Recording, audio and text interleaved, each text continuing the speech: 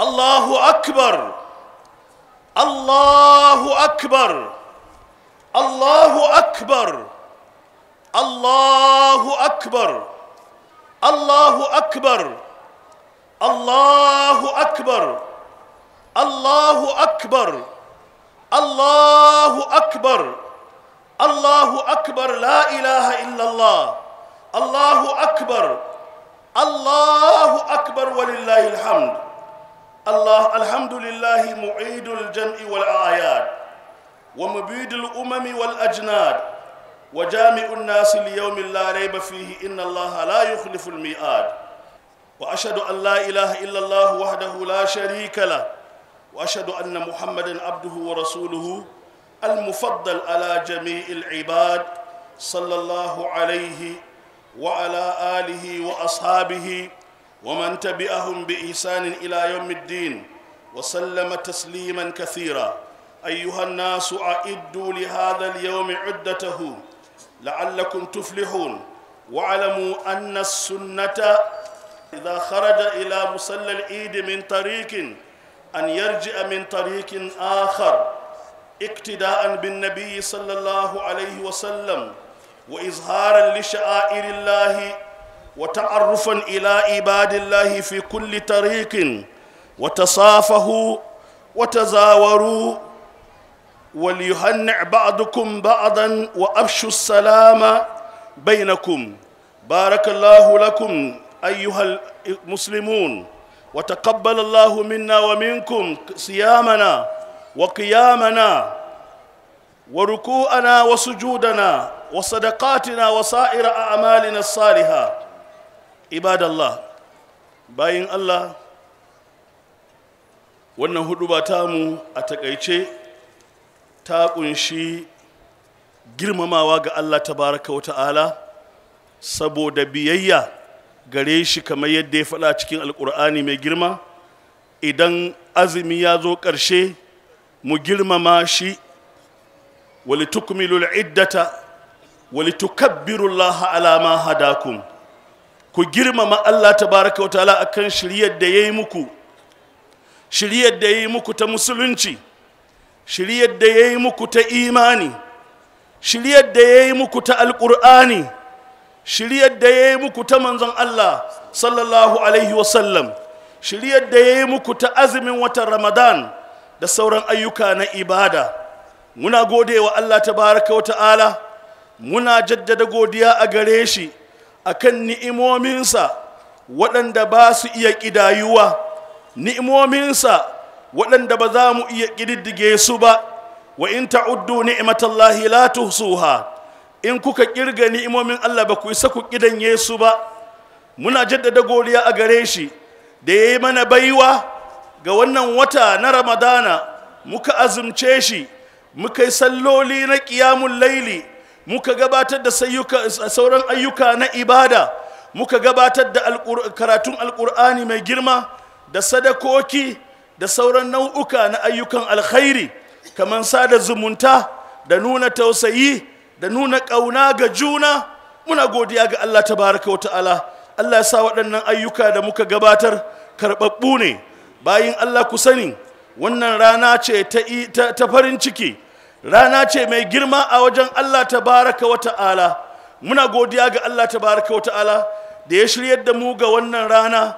A wannan rana Allah tabaraka wa ta'ala yana karɓan ayyuka, yana gafarta zunubai, kuma rana ce ta farin ciki da za mu yi wa juna barka, mu yi wa juna fatan alkhairi, mu yi wa juna addu'ar Allah tabaraka wa ta'ala ya sa ayyukanmu karɓaɓɓu ne, mu yi wa juna addu'ar Allah tabaraka wa ta'ala ya maimaita mana, domin akwai alkhairi cikin samun maimaituwar Ramadan a rayuwa.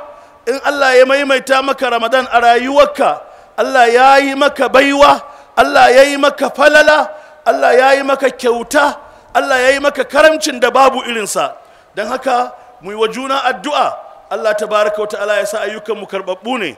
Allah tabaraka wa ta'ala ya maimaita mana, Allah ya maimaita mana, ya sa muna cikin masu rai mu ga Ramadan na baɗi muna masu rai da lafiya, ya ba mu ikon aiwatar da ayyuka na alkhairi da sauran ma shekaru masu yawa Allah tabaraka wa ta'ala ya samu dace baki ɗaya.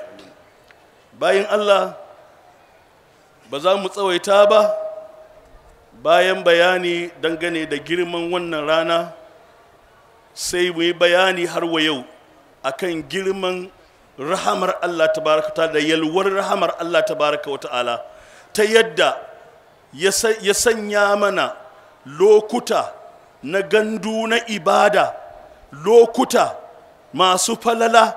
Yanzu ga watan Ramadana ya shuɗe, yana shuɗewa, kuma ga watannin hajji sun shigo. Alhajju ashhurun ma'lumat, faman farada fihinna alhajja fala rafasa wala fusuqa wala jidala fil hajj wama taf'alu min khairin ya'lamuhu Allah wa tazawwadu fa inna khayra zadi taqwa wattaquni ya ulil albab.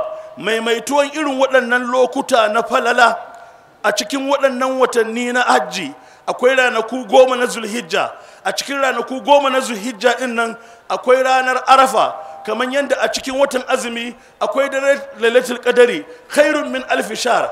Akwai ranar Arafa, ranar da shaidan ya fi shiga cikin bakin ciki da damuwa saboda ganin yadda ake gafarta ma bayin Allah tabaraka wata'ala.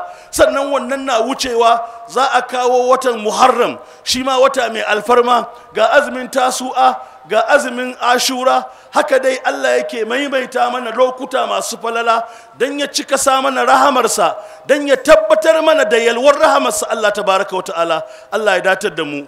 Jama'a mu gode wa Allah tabaraka wata'ala akan ni'imar musulunci.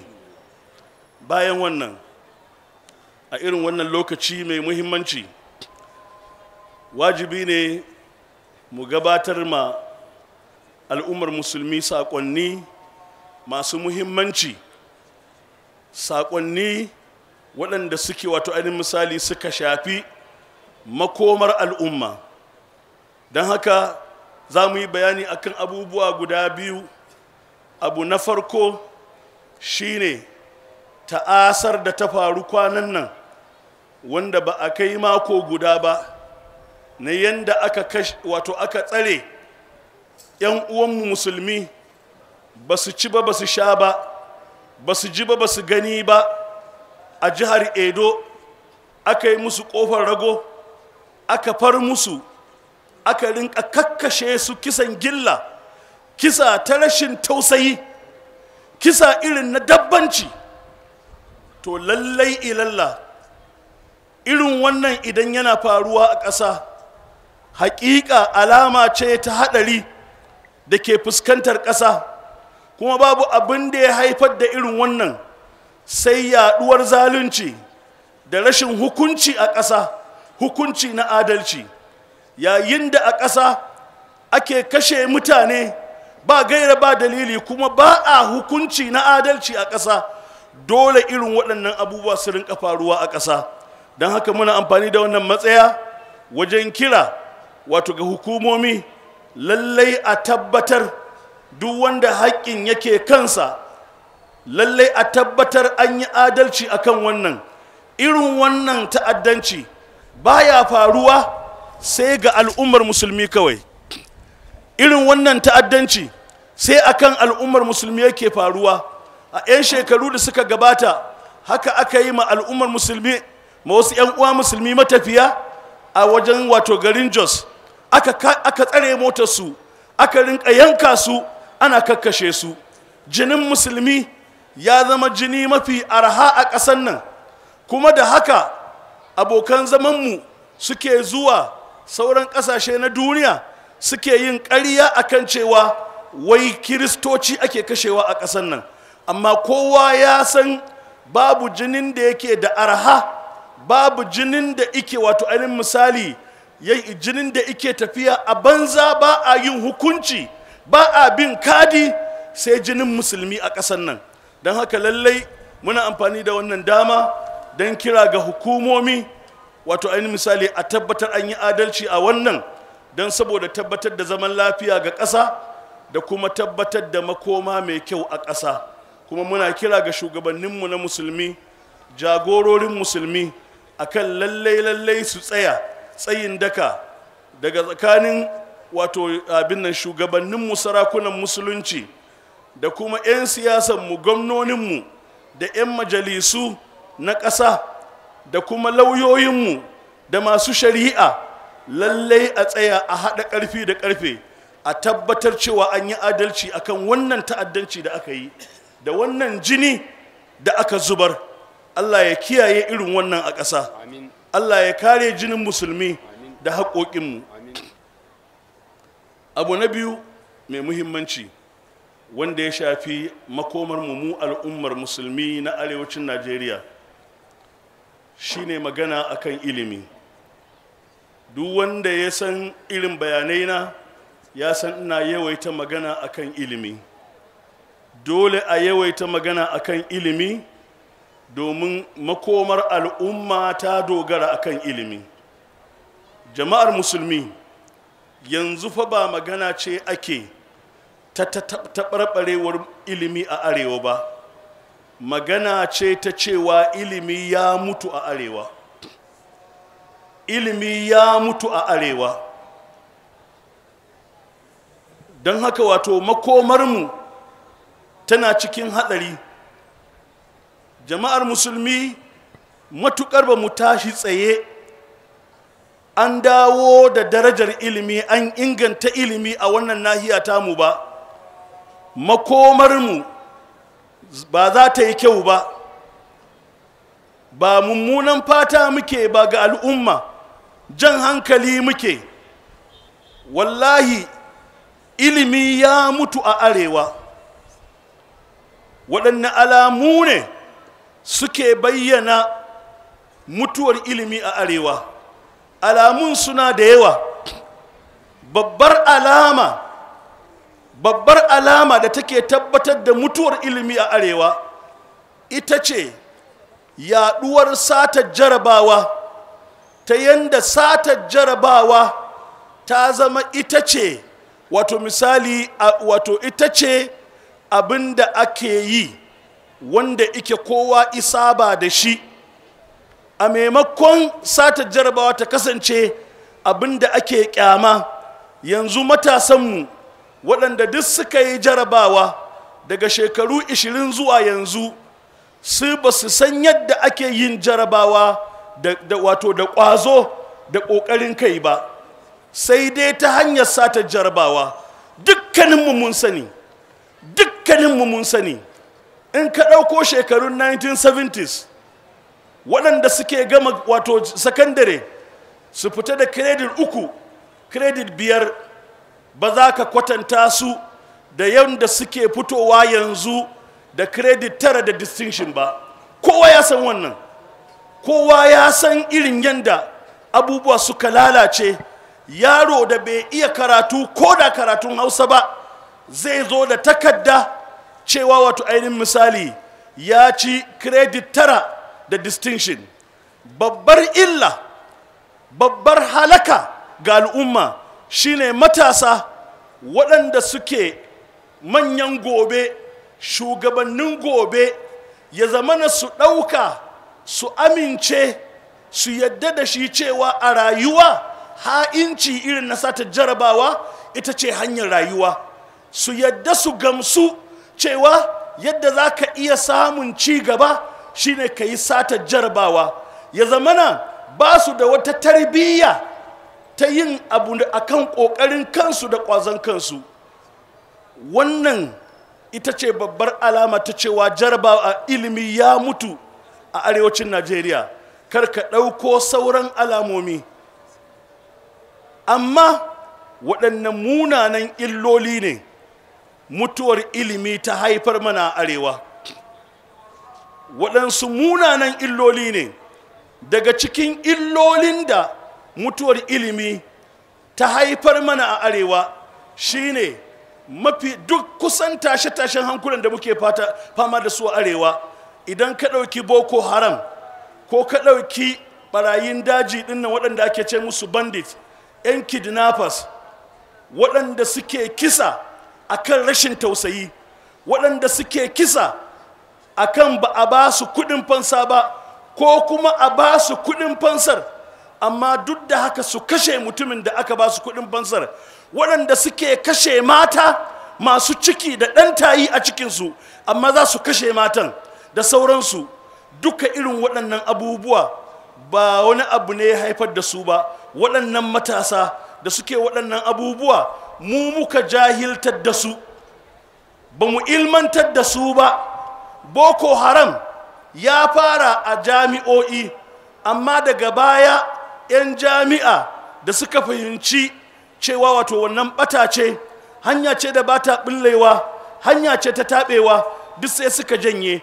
Kowa ya san waɗanda suka saura suke ta'anniti a Boko Haram jahilai ne waɗanda muka jahiltar da su a arewa. Sai da ta kai ga waɗanda muka jahiltar da su a arewa sun hana duk wani mai hali tafiya daga nan Kano ko daga Kaduna ya kama hanya zuwa Abuja, sai dai ya je ya bi ta jirgin sama. To wannan somin taɓi ne. Idan muka ci gaba da jahiltar da matasanmu, rayuwa za ta buwaye mu a arewa. Daga cikin munanan illoli da wato jahilci yake haifar mana arewa shine yawaituwar matasa masu ayyuka na ta'addanci a cikin biranenmu. Duk waɗannan matasa masu ƙwacen waya su yanke hannun mutum don su ƙwace wayarsa, masu shaye-shaye, wayannan matasa da suke jagaliya ko suke sara suka ko ƙauraye ko 'yan kalare, duka matasa ne waɗanda suka haifu a dalilin makarantunmu sun mutu. Da 'yan tokarawa ko 'yan tokara ko 'yan atokara, gungun matasa su kamar 30 ko 50 da suke zagayawa a cikin unguwa, in sun zo gidan mutum da ƙarfin masifa za su tokari ƙofarsa, ƙofa ta buɗe su shiga su yi ta'annati ma mutane a gidajensu. Duk abin da ike haifar da wannan, makarantunmu ne da suka mutu, babu ilimi a arewa. Sannan daga cikin alamomi na munanan illoli da wannan mutuwar ilimi suka ta haifar mana shine yanda wato ainihin misali muke safarar matasanmu zuwa jihohin kudu kamar yadda muke safarar awakinmu. Da awakinmu muke safarar su zuwa kudu, amma yanzu muna ta safarar yara matasa zuwa kudu su je kudu, jihohin kudu, tun daga nan Abuja har ka gangara zuwa kudancin Najeriya. Su je ba su da ƙwarewa, ba su da wani ilimi, ba su da wani horo, sai dai su je su yi aiki na ƙarfi ko su je su yi bola jari ko baban bola. Ta kai ga idan ka je Abuja ko ka je Lagos ko ka je Port Harcourt, duk waɗanda za ka gansu suna tsince-tsince a bola, idan ka rantse cewa waɗannan yaran Hausawa ne 'yan jihohinmu na arewa, ba za ka yi kafara ba. Wannan suna na baban bola har a kudu, wannan sunan ya yaɗu, suna ne da Hausawa suka sama masu tsince-tsince a bola, saboda mu ne, yaranmu ne matasa, har kaga ana husuma tsakanin juna akan bola. Wannan ya ce ni na kama bolan nan, wannan ya ce ni na kama bolan nan. Sannan duk wata sata da aka yi sai a kalama baban bola da sauransu. Ba mu da kima a sauran a idan al'ummanmu, abokan zamanmu, ba mu da daraja, ba mu da wata ƙwarewa da za mu sayar. Yaranmu sun bazama, sai irin waɗannan abubuwa suke yi. Duka waɗannan alamomi ne da illoli na mutuwar ilimi a arewa. Don haka ya jama'a, abubuwan suna da yawa. Zuciya tana ta farfasa idan mutum ya zauna ya kalli irin waɗannan abubuwa. Don haka a wannan matsayi muna fuskantar da kira tare da dukkan girmamawa da martabawa ga iyayenmu, jagororinmu, sarakunan musulunci na arewa. Lallai ku dawo da hankalinku, iyayenmu sarakuna, ku dawo da hankalinku akan ilimi. Ba mu da makoma mai kyau a arewa matuƙar ba mu zo mun fuskanci harka ta ilimi ba. Iyayenmu sarakuna, ina kira tare da girmamawa da martabawa, wallahi tallahi ku samu lokuta ku yi rangadi zuwa makarantun firamare da makarantun sakandare a ƙauyukan jihohinku, za ku je ku tarar da makarantu waɗanda suke rusassu, za ku je ku tarar da makarantu da babu malamai, za ku je ku tarar da makarantu da babu ƙa'ida ta zuwa makaranta. Yara lokacin da suka je za su je makaranta za ku je ku ga har karfe 9 zuwa karfe 10 za ku ga yara suna zuwa makaranta, babu wata ƙa'ida. Jama'a, ilimi ya mutu fa a arewa. Iyayenmu sarakuna, wallahi ku yi rangadi ku je ku ga makarantu a jihohinku. Akwai jihohin da suke ƙoƙari, amma kaɗan ne kawai arewa. Daga cikin abubuwa da ya kamata mu sani shine, har zuwa yanzu dinnan duniyan nan da ake ce mata duniya ta digital technology, duniya ta artificial intelligence, har zuwa yanzu makarantunmu na primary a arewa da makarantunmu na secondary a arewa har yanzu akwai malamai waɗanda ake ce musu unqualified.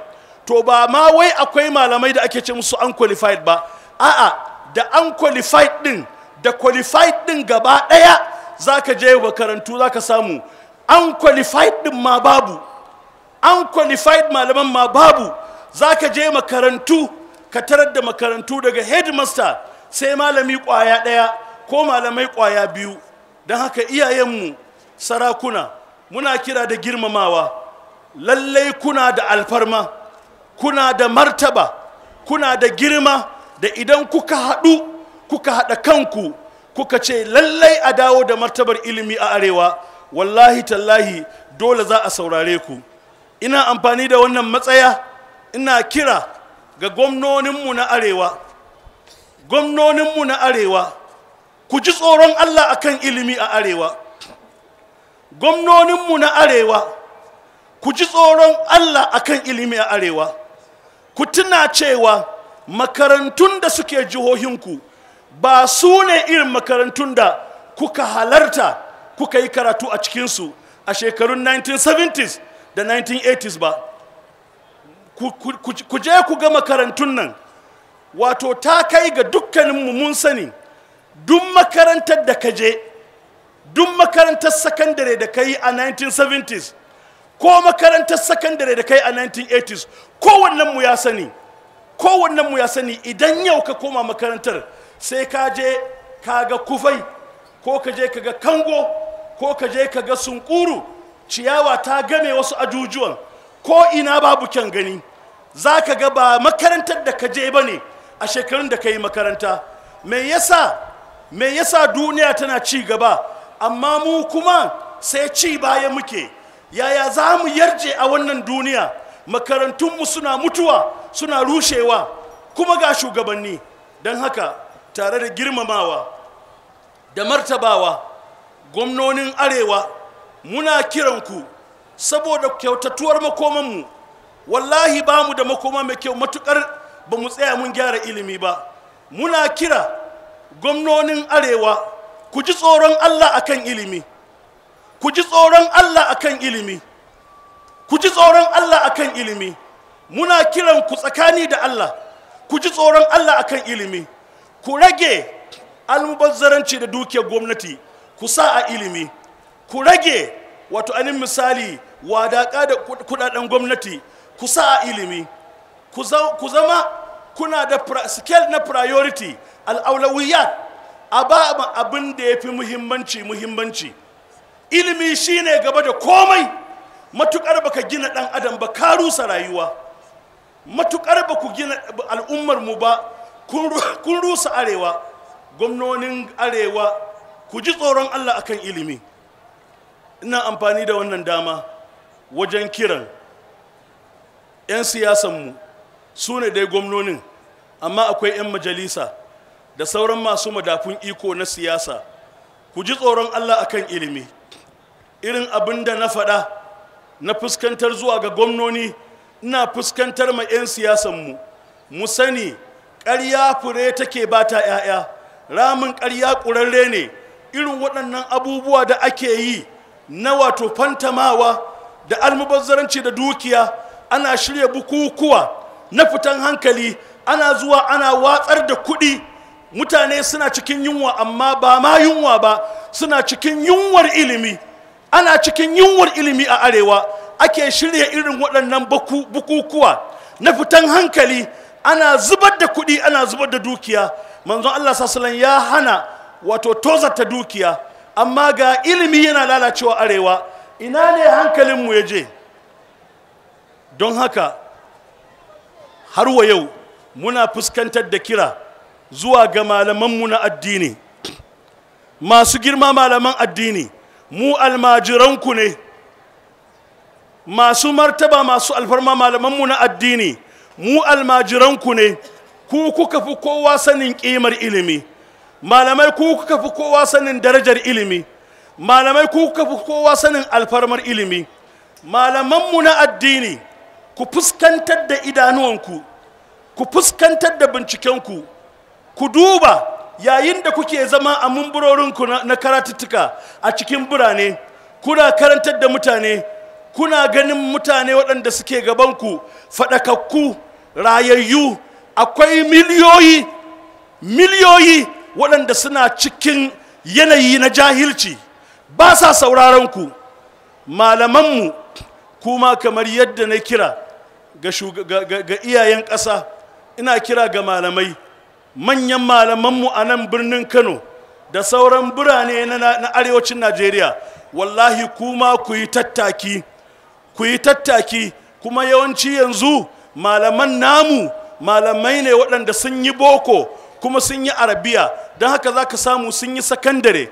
Wallahi malamanmu kowannenku ya samu lokaci ya je makarantar sakandare da ya yi, ya je ya ga yadda makarantar take, ya je ya ga malamai nawa ne a makarantar, ya je ya ga ɗakunan da yara suke kwana a makarantar. Ilimi fa ya mutu a arewa. Don haka malamanmu mu ji tsoron Allah, mu haɗa kanmu wajen kiran shugabanninmu, wajen nuna musu su ba da muhimmanci ga abin da ike da muhimmanci, abin da ike ba shi da muhimmanci. Kada a rinka zubar da kuɗi a kai. Ilimi ya fi komai muhimmanci. Technocrats ɗinmu, wato manyan 'yan boko da manyan ƙwararru, technocrats ɗinmu, manyan 'yan boko, tsofin 'yan boko, ku tuna makarantun da kuka yi, ku haɗa kanku a ceci ilimi a arewa. Technocrats, manyan 'yan boko, babu waɗanda suka ci moriyar tsarin ilimi irinku. Kun yi karatu lokacin da karatu a firi ake yi, kun yi karatu lokacin da makarantunmu ake cikin gata. Abincin da ake ci a makarantunmu a 1970s yanzu ba ma ci a gidajenmu. Abincin da ake ci a makarantunmu a 1980s yanzu ba ma ci a gidajenmu. 'Yan boko technocrats, ku kuka samu wannan moriya. A zo a haɗa kai gaba ɗaya al'umma a ceci ilimi. Al'umma, fasatazkuruna ma aqulu lakum, wa ufawwidu amri ila Allah, inna Allah basirun bil ibad. Fasatadhkuruna ma aqulu lakum wa ufawwidu amri ila Allah, inna Allah basirun bil ibad. Mu duba mu gani, me yasa ne mu arewa da muka fi kowa gatan ilimi, muka fi kowa gadon ilimi, me yasa muke cici baya? Gaba ɗayan majmu'a, dukkan rukunan al'umma da na ambata, ina tunatar da mu wasu baitoci na marigayi Malam Sa'adu Zungur. Ya yi waɗannan baitoci sama da shekara 60, amma kamar a yau ya yi waɗannan baitoci. Yana cewa, Shehu Abdullahi haƙiƙatan, sarakunanmu na musulunci, magadan Shehu ɗan Fodiyo, ku ji abin da Malam Sa'adu Zungur yake faɗa. Gwamnoninmu na jihohin arewa, ku ji abin da Malam Sa'adu Zungur yake faɗa. Malamanmu, ku ji abin da Malam Sa'adu Zungur yake faɗa. Shehu Abdullahi haƙiƙatan ya bar mana gadon gaskiya, ilimi, hikima, addini duka. Ilimi, hikima, addini duka, da dabarar sarrafa duniya. Muka lalata muka wargaza, gashi sai ana yi mana dariya, babu tsuntsu ba tarko duka, walla mun yi hasarar duniya. Jahilci ya ci lakar mu duk, ya sa mana sarƙa hannuwa, ya sa mana sarƙa har wuya, ya sa mana ankwa hannuwa, ya ɗaura ƙafar mu da tsarkiya. Bakunan mu ya sa takunkumi, ba zalaƙa sai sharholiya. Ilimi mai amfani duka, ilimi mai amfani duka inda addininmu ya dogara. In fa addini ya raunana, babu alheri nan duniya. Malam Mu'azu Hadeja, Allah ya ji kansu baki daya, a cikin ƙasidarsa ta ilimin zamani yana faɗa, yana cewa wato tun kafin turawa su zo, sun zo sun tarar da mu muna da gado na ilimi. Ana rubuta shari'o'inmu a kotunanmu, ana documenting shari'o'inmu a kotunanmu tun kafin zuwan turawa. Sarakunanmu suna aikawa da saƙonni, ana rubuta cinikayya a kasuwanninmu da ilimin arabiya da muke da shi. Babu abin da turawa suka zo suka koya mana. Sun zo sun tarar da mu da tufa, ba tsirara suka tarar da mu ba. Ya ce amma waɗansu huntaye aka tadda su, amma yanzu sun yi ilimin zamani, tilas su faɗa mu biye musu don sun san ilimin zamani. Shine al'ilmu yarfa'u baitan la imada lahu wal jaharu yahdimu baital izzi wash sharafi. Ilimi yana ɗaukaka gidan da ba shi da ginshiƙai, amma wato ali misali jahilci yana rusa gidan hamshaƙai masu alfarma. Wannan za ka ɗora shi akan al'umma. Ilimi yana ɗaukaka al'umma makaskanciya, jahilci yana rusa, yana kashe, yana matar da al'umma wacce take mai kwarjini mai alfarma. Allah ya samu ji wannan, kamar yadda na faɗa, fasatadkuruna ma aqulu lakum wa ufawwidu amri ila Allah, inna Allah basirun bil ibad. Allahu akbar, Allahu akbar kabira, walhamdulillahi kathira, wa subhanallahi bukratan wa asila. اللهم صل على محمد وعلى آل محمد كما صليت على إبراهيم وعلى آل إبراهيم وبارك على محمد وعلى آل محمد كما باركت على إبراهيم وعلى آل إبراهيم إنك حميد مجيد. ربنا آتنا في الدنيا حسنة وفي الآخرة حسنة وقنا عذاب النار. ربنا لا تؤاخذنا إن نسينا أو أخطأنا. ربنا ولا تحمل علينا إصرا كما حملته على الذين من قبلنا. ربنا ولا تحملنا ما لا طاقة لنا به واعف عنا واغفر لنا وارحمنا أنت مولانا فانصرنا على القوم الكافرين. ربنا اغفر لنا ذنوبنا وإسرافنا في أمرنا وثبت أقدامنا وانصرنا على القوم الكافرين. ربنا هب لنا من أزواجنا وذرياتنا قرة أعين وجعلنا للمتقين إماما. ربنا اغفر لنا ولإخواننا الذين سبقونا بالإيمان ولا تجعل في قلوبنا غلا للذين آمنوا. ربنا إنك رؤوف رحيم. ربنا عليك توكلنا وإليك أنبنا وإليك المصير. اللهم يسر لنا أمورنا واستر عوراتنا وآمن روعاتنا واحفظنا بما تحفظ ببارك الصالحين. اللهم آسن عاقبتنا في الأمور كلها وأجرنا من خزي الدنيا وعذاب الآخرة. ربنا تقبل منا إنك أنت السميع العليم وتب علينا إنك أنت التواب الرحيم. اللهم إنا نعوذ بك من جهد البلاء ودرك الشقاء وسوء القضاء وشماتة الأعداء يا رب العالمين. اللهم إنا نسألك موجبات رحمتك وعزائم مغفرتك والسلامة من كل إثم والغنيمة من كل بر والفوز بالجنة والنجاة من النار. اللهم أعز الإسلام والمسلمين وأذل الشرك والمشركين ودمر أعداء الدين وانصر عبادك الصالحين. اللهم انصر عبادك المجاهدين. اللهم انصر عبادك المستضعفين في كل مكان. اللهم انصر إخواننا في فلسطين. اللهم انصر إخواننا في فلسطين. اللهم عبادك في غزة يا رب العالمين. اللهم عبادك الضعفاء المستضعفين في غزة يا رب العالمين. اللهم كن لهم عونا ونصيرا. اللهم أدخلهم مدخل صدق وأخرجهم مخرج صدق واجعل لهم من لدنك سلطانا نصيرا. اللهم اجعل لهم من لدنك سلطانا نصيرا. اللهم اجعل لهم من لدنك سلطانا نصيرا. ربنا عليك توكلنا وإليك أنبنا وإليك المصير. اللهم إنا نعوذ بك برضاك من سخطك وبمعافاتك من عقوبتك وبك منك لا نحصي ثناء عليك أنت كما أثنيت على نفسك. وصل اللهم على نبينا محمد وعلى آله وصحبه أجمعين. سبحان ربك رب العزة عما يصفون وسلام على المرسلين والحمد لله رب العالمين.